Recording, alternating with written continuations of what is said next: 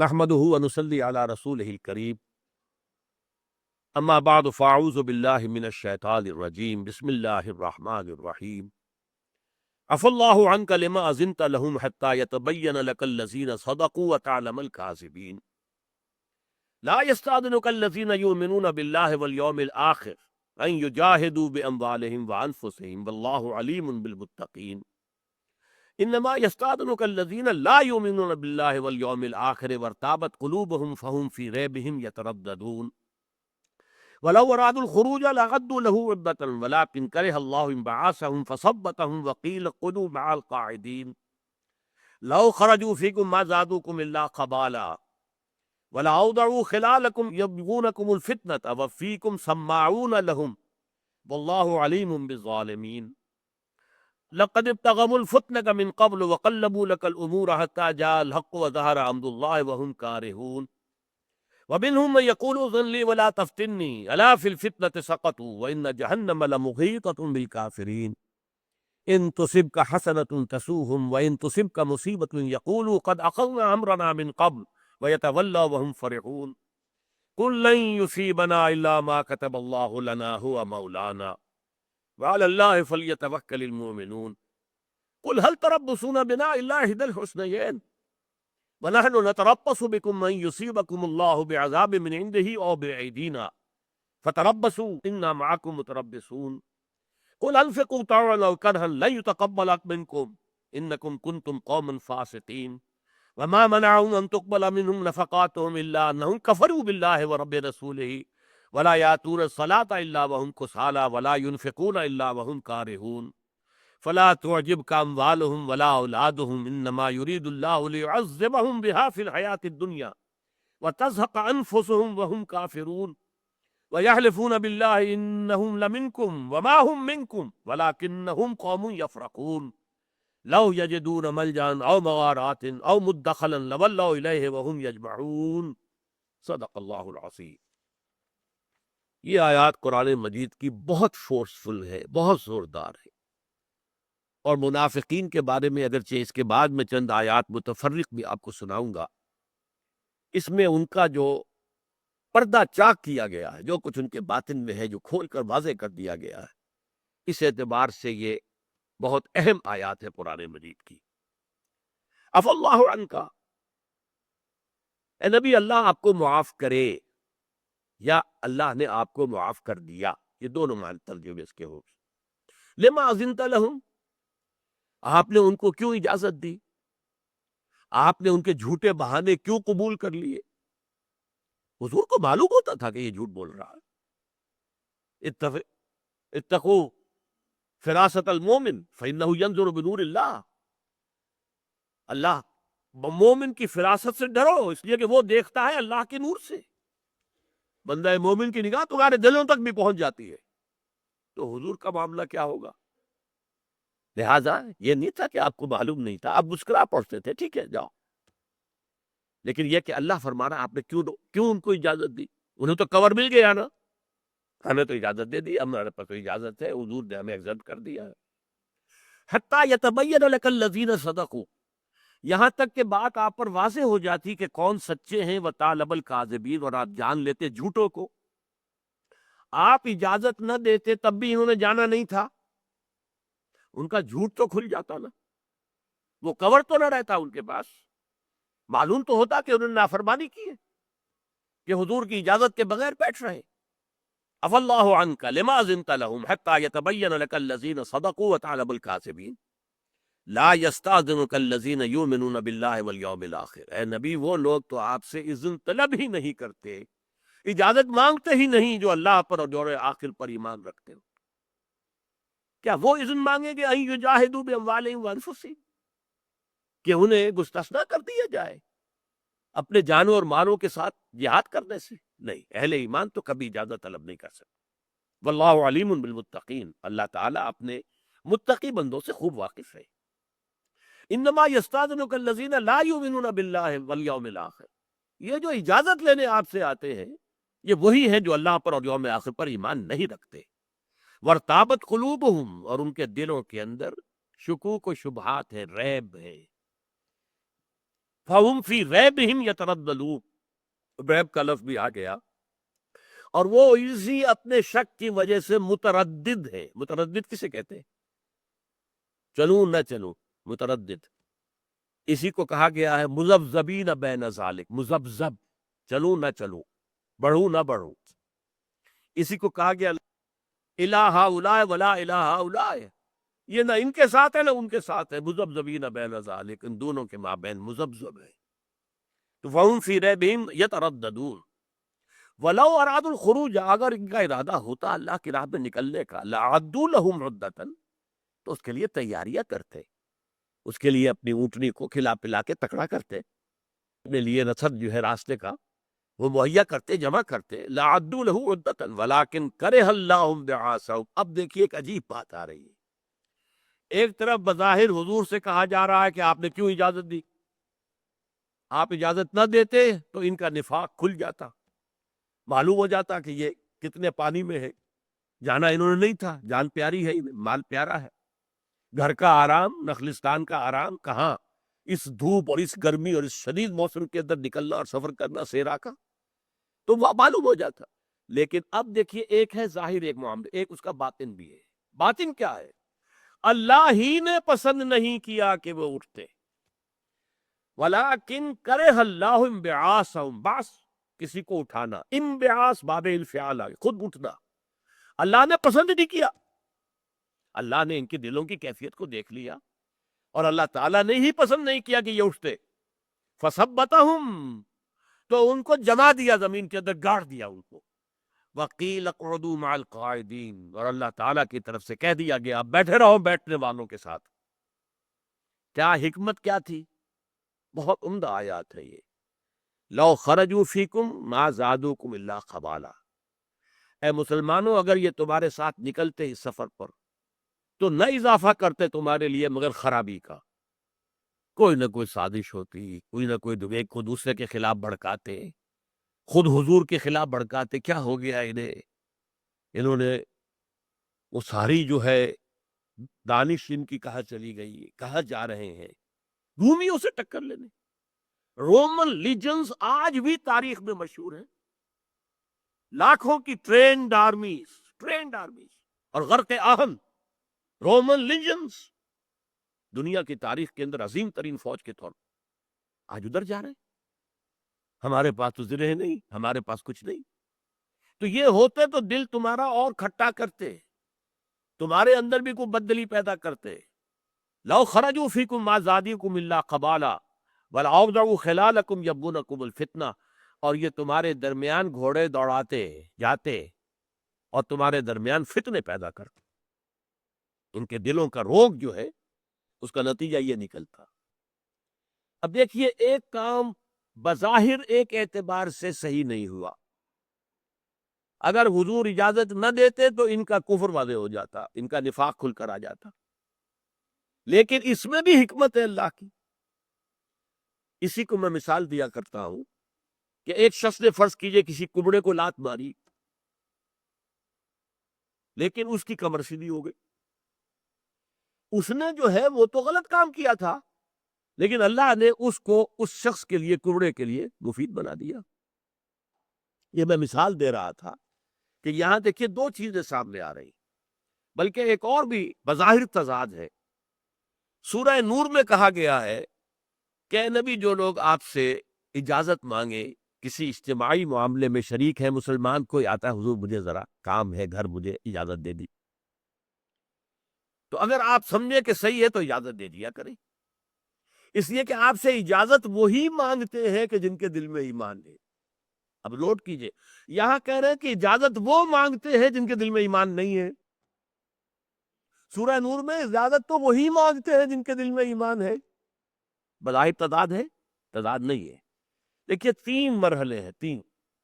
ایک یہ بغیر اجازت کے لیے چپکے سے کھسک جانا، ایک ہے اجازت لے کر جانا، ایک ہے نہ جانے کی اجازت چاہنا۔ اب یہ تین چیزیں ہیں، تو جو چپکے سے کھسک جاتے ہیں ان سے بہتر وہ لوگ ہیں جنہوں نے اجازت طلب کی ہے اور اجازت لے کر بیٹھ گئے۔ یہ وہی لوگ ہوں گے جو چپکے سے کھسک گئے، ان میں ایمان نہیں ہے. وہ تو ایک دوسرے کی آنکھیں بچا کر اسی سورہ توبہ کے آخر میں آتا ہے، حل یراکم من احد، ان کو دیکھ تو نہیں رہا تمہیں، کھسک جاؤ یہاں سے، کیونکہ اب مطالبہ شروع ہو جائے گا، آپ کھڑے ہو. تو ایک وہ ہوتے تھے جو کھسکتے تھے بغیر پوچھے بغیر بتائے، یہ تو ایمان سے بالکل خالی تھے. جن کے دلوں میں کچھ ایمان تھا وہی آتے تھے، حضور مجھے ضرورت ہے، مجھے اجازت دے دیجیے. اس میں بھی کہا اگر آپ سمجھے کہ ہاں ٹھیک ہے، ہو سکتا ہے آپ سمجھے کہ اتنا اہم معاملہ ہے کہ یہاں پہ ہم افورڈ نہیں کر سکتے، ہمارا ایک آدمی بھی اس وقت یہاں سے جائے، ہمیں پوری طاقت درکار ہے، تو آپ کو اختیار ہے، آپ اسے اجازت نہ دیں. لیکن اگر آپ سمجھے ان شیتا لمن شیتا، جس کو آپ چاہیں اجازت دے دیں، وہ آپ سے اجازت وہی طلب کرتا ہے جس کے دل میں ایمان ہے. لیکن یہاں آ کر معاملہ کیا ہوا ہے، یہ ہے نفیر عام. اس سے پہلے کبھی نفیر عام نہیں تھی کہ ہر صاحب ایمان کا نکلنا لازم ہے، کبھی نہیں تھی. یہ پہلا موقع تھا غزوہ تبوک کے موقع پر کہ نفیر عام تھی کہ ہر صاحب ایمان کا نکلنا لازم. 30,000 کا لشکر نکلا ہے، تو یہ ایسے تو نہیں نکلا ہے. مدینے میں کتنے ہوں گے؟ 2-3 ہزار آدمی. یہ 30,000 کہاں سے آئے؟ یہ پورے عرب کے اندر سے آئے. تو یہاں فرمایا جا رہا ہے کہ اس موقع پر جو اجازت طلب کر رہے ہیں یہ ایمان سے خالی ہے، ان کے دلوں میں ایمان نہیں ہے. لیکن یہ کہ ان کے نہ ساتھ جانے میں ایک حکمت بھی ہے اللہ کی، اور اللہ نے ان کو دلوں کے اندر جو ہے، جو ان کی نفاق تھے، اللہ تو واقف ہے، تو ان کے قدم بھی بوجھل کر دیا، ان کو بٹھا بھی دیا. لو خرجوا فیکم ما زادوکم الا خبالا، اگر یہ تمہارے مابین تمہارے ساتھ نکلتے تو یہ تو سوائے خرابی کے تمہارے اندر کسی چیز میں اضافہ نہ کرتے، تمہاری قوت نہ بلتے، قوت میں اضافے کا ذریعہ نہ بنتے، فتنے اور خرابی کا ذریعہ بنتے. وَلَأَوْضَعُوا خِلَالَكُمْ يَبْغُونَكُمُ الْفِتْنَةَ، اور وہ گھوڑے دوڑا دے تمہاری صفوں کے دوران، ادھر سے ادھر سے ادھر پھر رہے، اس سے بات کی، اس سے بات کی، چپکے سے اس کے کان میں کی، اس کے کان میں کی، فتنہ پیدا کرنے کی.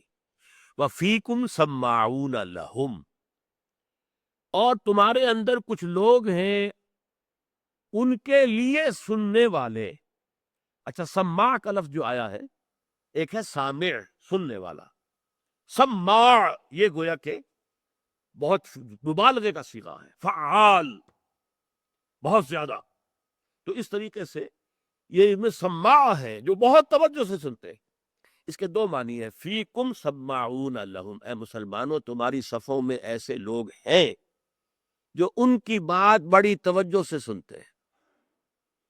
وہ جو بھی ہے ضعیف الایمان، وہ اس منافق کی بات بڑا کان لگا کے سنے گا، ضعیف الایمان ہے. فیکم سماعون لہم، جو ان کی باتوں کو بڑے غور سے سنتے ہیں. وہ جب فتنے کے لیے ادھر سے ادھر بھاگیں گے، اس کو اس کے خلاف بھڑکائیں گے، اس کو اس کے خلاف بھڑکائیں گے، اس کی چغلی اس سے کھائیں گے، اس کی چغلی اس سے کھائیں گے، اور بددل کریں گے اللہ کے نبی سے، اللہ کے رسول سے، اہل ایمان کو آپس میں. تو تمہارے اندر کچھ لوگ ہیں جو ان کی باتوں کو توجہ سے سنتے ہیں. ایک دوسری بات کیا ہے، تمہاری صفوں میں ایسے لوگ ہیں جو ان کے جاسوس ہیں، وہ ان کے لیے سننے کے لیے آتے ہیں یہاں پر، تمہارے اجتماعات میں اس لیے شامل ہوتے ہیں کہ تمہاری باتیں یہاں سے سن کر ان تک پہنچا دیں. وہ جو ان کے گرو گھنٹال ہے، ان کو جا کر وہ باتیں بتا سکے. سماعون لہم، ان کے لیے سننے کے لیے آتے ہیں یہاں پر، تاکہ انہیں جا کر تمہاری ساری خبریں جو ہے وہ پہنچا دے. واللہ علیم بالظالمین، اللہ ان تمام ظالموں سے خوب واقف ہے. لقد ابتغوا الفتنة من قبل، اے نبی یہ لوگ آپ کے لیے پہلے بھی بڑے فتنے اٹھاتے رہے ہیں. وقلبوا لك الامور، یہاں اور آپ کے لیے معاملات کو تلپٹ کرنے کی کوشش کرتے رہے ہیں. حتی جاء الحق، یہاں تک کہ جزیرہ نمائے عرب کی حد تک حق آ گیا. وظہر امر اللہ، اور اللہ کا معاملہ ظاہر ہو گیا، غالب ہو گیا. لیظہرہ علی الدین کلہ، کی شان جزیرہ نمائے عرب میں ظاہر ہو گئی. وَهُمْ كَارِهُونَ، انہیں یہ پسند نہیں تھا. وہ تو ابھی دیکھ رہے تھے، تیل دیکھو، تیل کی دھار دیکھو، انہیں فتح ہوئی تو ان کے ساتھ ہو جائیں گے، ان کی فتح ہوئی تو ان کے ساتھ ہو جائیں گے، مذبذبین بین ذالک، یہ ان کی شکل تھی. وَمِنْهُمْ مَن يَقُولُ اذْن لِّي وَلَا تَفْتِنِّي، یہ ایک خاص واقعہ تھا، بہت ہی کوئی ذلیل آدمی تھا، بہت بڑا منافق لعنت اللہ علیہ، جد ابن قیس. اس نے آ کر حضور سے کہا، حضور مجھے اجازت دے دیجئے، مجھے فتنے میں نہ ڈالیے. فتنہ کیا ہے؟ میں نے سنا ہے کہ رومی عورتیں جو ہے، شامی عورتیں، رومی عورتیں بہت حسین ہوتی ہیں. اب میں ذرا حسن پرست قسم کا انسان ہوں، میں فتنے میں پڑ جاؤں گا. لہذا آپ مجھے ایکسپٹ کر۔ اب دیکھیے کس قدر ضلالت ہے اس کے اندر، کمینگی ہے، حضور کے سامنے کیا بات کہہ رہا۔ تو یہ ہے، فرمایا اللہ تعالیٰ نے، وہ تو کہہ رہا ہے کہ مجھے اجازت دے دیجئے، مجھے اس فتنے میں نہ ڈالیے۔ الا فی الفتنۃ سقطوا، فتنے میں تو وہ گر چکے ہیں، اور کیا فتنہ ہوگا؟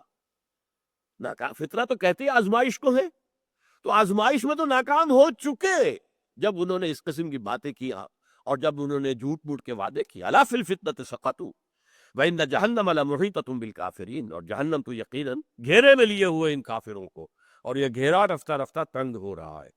جیسے زندگی کے لمحات کم ہو رہے ہیں، جہنم کا گھیرا ان کے گرد تنگ ہوتا چلا جا رہا۔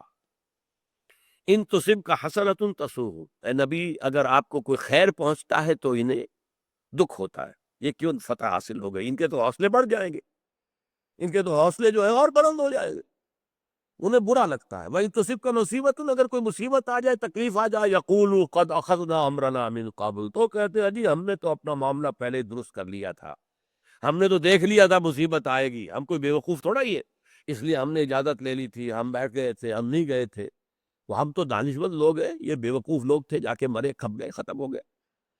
ان تصبک حسنۃ تسوہ وان تصبک مصیبۃ یقولوا قد اخذنا امرنا من قبل ویتولوا وهم فرحون، اور وہ پیٹھ موڑتے ہیں اور بڑے شادہ و فرحاں ہوتے ہیں، مسلمانوں پر یہ مصیبت آ گئی۔ قل لن یصیبنا الا ما كتب اللہ لنا، اے نبی ان سے کہہ دیجئے، دیکھو اے منافقو، ہم پر کوئی مصیبت نہیں آ سکتی سوائے اس کے کہ جو اللہ نے لکھ دی ہو، وہ مولانا، وہ ہمارا مولا ہے، اس کی طرف سے جو شے آئے، ہر سے ساقی ماریخت عین الطاف، میرے پیالے میں، میرے پیمانے میں میرا ساقی جو ڈال دے یہ اس کا لطف و کرم ہے۔ تو اللہ کی طرف سے ہوا مولانا، وعلی اللہ فلیتوکل المؤمنون، اور اللہ تعالیٰ ہی پر توکل کرنا چاہیے تمام اہل ایمان کو۔ قل، بہت عظیم آیت ہے، قل هل تربصون بنا الا احدى الحسنيين، اے نبی ان سے کہیے تم ہمارے بارے میں دو نہایت عمدہ باتوں کے سوا اور کس سے کی تم امید کر سکتے ہو؟ بہت اہم ہے یہ، ایمان کا لب لباب آ رہا اس آیت سے۔ حسنین، جیسے میں نے بتایا تھا، احسن کا حسنہ بنے گا، اکبر سے کبرا، اصغر سے صغرا، اسفل سے سفلا، اعلیٰ سے علیا، تو حسنہ یہ ہے احسن کا مؤنث۔ حسنیان، دو انتہائی حسین چیزیں، دو انتہائی خوبصورت چیزیں، ہمارے لیے تو دو آلٹرنیٹیوز ہیں، دونوں انتہائی جو ہے ہمارے لیے خوش آئیں۔ اگر ہم سب کے سب شہید ہو گئے، کامیاب، اگر ہم فتح کے ساتھ لوٹ آئے تو بھی کامیاب، ہماری تو چت بھی ہے اور پٹ بھی ہے، ہمارے لیے کوئی اور تیسرا آلٹرنیٹیو تم کیا سوچ سکتے ہو؟ قل هل تربصون بنا الا احدى الحسنيين، ہماری تو ادھر بھی ادھر بھی فتح ہی فتح ہے، کامیابی ہی کامیابی ہے، شہادت ملے سب سے بڑی کامیابی، فوری کامیابی۔ لہذا تم ہمیں کس چیز سے ڈرا رہے ہو؟ پھر وہی بات بتاؤں گا کہ منحصر مرنے پہ ہو جس کی امید، نا امیدی اس کی دیکھا چاہیے، جو مرنے کے لیے آمادہ ہے، جو موت کو خوش آئند ہے۔ نشان مرد مومن باتوں گویم جو مرگ آیت تبسم مطلب اوست، ایک مرد مومن کی نشانی یہ ہے جب موت کا وقت آتا ہے اس کے ہونٹوں پر مسکراہٹ ہو، لہذا موت جو ہے اس کے لیے کوئی خوفناک شے ہے ہی نہیں۔ وَنَحْنُ نَتَرَبَّصُ بِكُمْ، اور ہم تمہارے بارے میں یہ خیال رکھتے ہیں، اس امید میں ہیں، ان یصیبکم اللہ بعذاب من عنده او بأیدینا، کہ تم پر اللہ تعالی عذاب لائے یا اپنے پاس سے یا ہمارے ہاتھوں، کہیں ہمیں اجازت مل جائے کہ تم قلع قما کر دیں اور تمہیں ہم جو ہے ٹکڑے ٹکڑے کر دیں، یہ بھی ہو سکتا، جیسے مشرکین کے بارے میں آ گیا فَاقْتُلُوهُمْ حَيْثُ وَجَدتُّمُوهُمْ، اگرچہ نوبت نہیں آئی، اسی طرح کا کوئی فیصلہ اللہ کا آ سکتا تھا، ان منافقوں کی گردنیں اڑا دو، تو ہو سکتا ہے اللہ تعالیٰ جو ہے تم پر کوئی عذاب اور نازل کرے، زمین میں تم سب کو دھسا دے، اللہ کر سکتا۔ من عنده او بأیدینا فتربصوا انا معکم متربصون، اچھا کرو انتظار، تم مذبذب ہو، متردد ہو، تم ابھی اسی ششو پنج میں ہو، تم دیکھتے ہو تیل، دیکھو تیل کی دھار، دیکھو دیکھو اونٹ کس کروٹ بیٹھتا ہے، تو اب فتربصوا انا معکم متربصون، تو ہم بھی تمہارے ساتھ متربص ہیں، ہم بھی انتظار کر رہے ہیں اللہ کا فیصلہ کب آتا ہے اور کب اللہ تعالیٰ کی طرف سے ہمیں اجازت ملتی ہے تمہارے خلاف جہاد کرنے کی۔ اب آخری بات سمجھ لیجئے کہ منافقین کا جیسا کہ میں نے عرض کیا تھا آخری انجام اس سورہ مبارکہ میں ایک تو وہ آیت نازل ہوئی یا ایھا الرسول جاہد الکفار والمنافقین واغلظ علیہم ومأواہم جہنم ولبئس المصیر۔ اے اللہ کے رسول، جہاد کرو کفار سے بھی اور منافقین سے بھی، اور ان پر سختی کرو، واغلظ علیہم۔ آپ کی جو مروت ہے، آپ کے اندر جو نرمی ہے، شفقت ہے، رقت قلبی ہے، اس سے یہ فائدہ نہ اٹھائیں۔ یہ آپ کی رحمت شفقت اہل ایمان کے حصہ کی چیز ہونی چاہیے۔ ان کے لیے تو آپ جو ہے اپنے کندھے بھی جھکائیں، جب آپ کے پاس آئیں تو انہیں کہیں سلام کریں انہیں۔ لیکن یہ ہے کہ ان بدبختوں کے لیے آپ کے دل میں کوئی نرم گوشہ نہیں ہونا چاہیے۔ یا ایھا النبی جاہد الکفار والمنافقین واغلظ علیہم ومأواہم جہنم وبئس المصیر۔ یہ آیت اس صورت میں بھی آئی ہے اور پھر سورہ تحریم کے اندر بھی آئی ہے۔ اس کے علاوہ 3 فیصلے ان کے بارے میں اس سورہ مبارکہ میں آئے۔ جیسا کہ میں نے کہا تھا، اب دروازہ توبہ کا بند۔ غزوہ احزاب تک سورہ احزاب میں ابھی ان کے لیے دروازہ کھلا رکھا گیا، اب بھی توبہ کر لو باز آ جاؤ۔ اب کیا ہے، استغفر لہم او لا تستغفر لہم، یہ آیت نمبر 80 ہے۔ اے نبی، آپ ان کے لیے استغفار کریں یا نہ کریں، ان تستغفر لکم 70 مرۃ فلن یغفر اللہ لہم، اگر آپ 70 مرتبہ بھی استغفار کریں گے ان کے لیے تب بھی اللہ ہرگز انہیں معاف نہیں کرے گا۔ ذالک بانہم کفروا باللہ ورسولہ واللہ لا یہدی القوم الفاسقین، یہ اس لیے کہ انہوں نے اللہ اور اس کے رسول کا کفر کیا ہے، اور اللہ ایسے فاسقوں، ایسے ناہنجاروں کو ہدایت نہیں دیتا۔ بند ہو گیا دروازہ۔ نمبر 2، اعلان ولا تصلی علی احد مات ابدا ولا تقم علی قبری۔ اے نبی، اب ان میں سے جو بھی مرے آپ ان کی نماز نہ پڑھیں، جنازہ نہ ادا کریں اور نہ اس کی قبر پر کھڑے ہو۔ انہم کفروا باللہ ورسولہ وماتوا وہم فاسقون، یہ وہ لوگ ہیں جو اللہ اور اس کے رسول کا کفر کر چکے ہیں، اور جو مرے ہیں ان میں سے جو بھی مرے گا وہ فاسق کی حیثیت سے مرے گا، ناہنجار، سرکش، نافرمان۔ تو اس کے بعد کیا ہوتا تھا کہ حضور کسی منافق کے بارے میں کہا گیا، اس کا انتقال ہو گیا، حضور نماز پڑھا، صلو علی اخیکم، جاؤ تم پڑھ لو اپنے بھائی، ظاہر بات ہے اس کے کنبے قبیلے کے لوگ آتے تھے درخواست لے کر کے آپ نماز جنازہ پڑھا لیں، صلو علی اخیکم۔ لیکن یہ معاملہ آپ کرتے تھے مقروض کے لیے بھی۔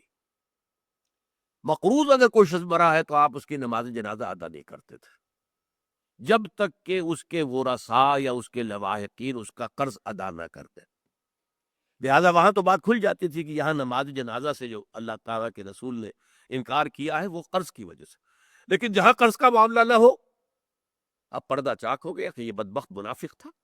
اس لیے اللہ کے رسول صلی اللہ علیہ وسلم نے اس حکم کی روح سے وَلَا تُصَلِّ عَلَىٰ أَحَدٍ مَاتَ أَبَدًا، کبھی بھی اب ان میں سے کسی کی نماز جنازہ نہ پڑھیے، وَلَا تَقُمْ عَلَىٰ قَبْرِهِ، اس کے قبر پر کھڑے نہ ہو، إِنَّهُمْ كَفَرُوا بِاللَّهِ وَرَسُولِهِ وَمَاتُوا وَهُمْ فَاسِقُونَ، یہ کفر کیا انہوں نے اللہ کا، اس کے رسول کا، اور وہ مرے ہیں اسی حالت میں کہ وہ فاسق تھا۔ اس کے بعد فرمایا وَالَّذِينَ اتَّخَذُوا مَسْجِدًا ضِرَارًا، جن لوگوں نے ایک مسجد بنائی ہے ضد کی، ضرار کی، ضرر پہنچانے کے لیے مسلمانوں، یہ منافقین نے مدینے کے اندر ایک مسجد بنائی تھی، مسجد قباء کے نزدیک ذرا، اور وہ تھا اڈا ان کا باہمی مشاورت۔ اب مسجد نبوی میں آئے، وہاں ملے ہیں آپس میں، لیکن گفتگو نہیں کر سکتے، کوئی مسلمان سن نہ رہا ہو، مشورے کہاں کریں؟ تو اچھا اپنی مسجد ایک علیحدہ بنا دو، جسے آپ کہتے ہیں 1.5 اینٹ کی مسجد، وہ مسجد بنا لی۔ قرآن نے اسے مسجد زرار کہا، یہ مسجد جو ہے، اور پھر بڑی خوشامد کی حضور کی کہ حضور ایک دفعہ آ کر آپ وہاں نماز پڑھ لیجئے تاکہ ہماری مسجد کو بھی، حضور کو روک دیا گیا۔ یہ مسجد زرار ہے، والذین اتخذوا مسجدا زرارا، اور فرمایا لا تقم فیہ ابدا، کبھی اس میں جا کے نماز نہ پڑھیے۔ قرآن میں تو اسی طرح کا حکم آیا ہے صرف، لیکن حضور نے پھر اگلا قدم اٹھایا اور جاتے ہی مدینے واپس جو ہے وہ اس مسجد کو مسمار کر دیا۔ آگ لگا دی۔ کہنے کو مسجد تھی، ظاہری مسجد تھی، شکل مسجد کی تھی، لیکن حقیقت میں وہ منافقین کا مرکز، منافقین کی باہمی مشاورت کا اڈا، اور جو دشمنوں کے جاسوس باہر سے آتے تھے، اگر وہ ابو عامر راہب بھی آتا تھا کہیں سے باہر سے چپکے چپکے، تو وہ اس کے ٹھہرنے کی جگہ بھی ہوتی۔ اس کے لیے یہ ہے کہ پہلا اقدام حضور نے فرمایا صلی اللہ علیہ وسلم کہ اس مسجد کو تباہ و برباد کر دی۔ اور ایک روایت میں آتا ہے کہ ایک موقع پر حضور نے نفاق کا پردہ جو چاک کرنا شروع کیا، ایک تو یہ کہ جس کی نماز جنازہ نہیں پڑھی معلوم ہو گیا منافق تھا، اور ایک یہ کہ آپ نے ایک مرتبہ جب کہ آپ تشریف فرما تھے صلی اللہ علیہ وسلم مسجد نبوی میں، تو آپ نے کہا فلاں ابن فلاں اٹھ جاؤ، ہماری مسجد سے نکل جاؤ، فلاں ابن فلاں اٹھو نکلو ہماری مسجد سے۔ تو 30 کے قریب آدمیوں کو آپ نے اپنی مسجد سے نکال دیا۔ یہ روایت ہے، حافظ احمد یار صاحب مرحوم نے مجھے سنائی تھی، حوالہ بھی دیا تھا، لیکن یہ کہ مجھے اس وقت حوالہ مستحضر نہیں ہے، لیکن وہ ایک ثقہ آدمی تھے۔ تو گویا کہ اس کے بعد منافقین کا بھی آخری انجام کا معاملہ جو ہے وہ اس سورہ توبہ کے اندر آ گیا۔